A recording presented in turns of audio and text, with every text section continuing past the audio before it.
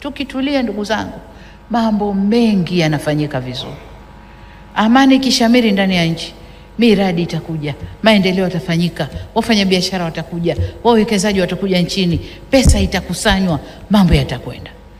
Tukiparurana na kugombana na nini, wale wanaokuja wanatusikiliza, wanasema kule hakwendeki. Hakwendeki. Kwa mfano nilikuwa namsikiliza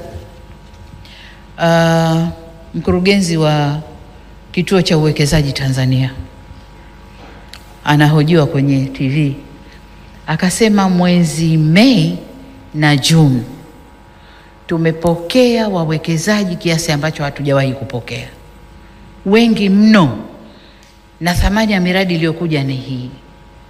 Lakini ukitizama sababu ni nini?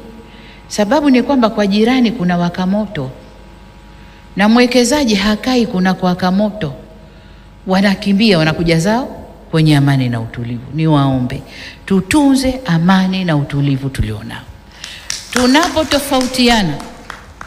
Tunapotofautiana tuambiane, hakuna kisichosemezeka.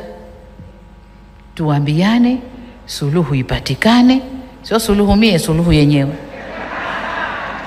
Suluhu ipatikane ili tukae vizuri, mambo yaendelee. Kwa tunaposherehekea mwaka mpya,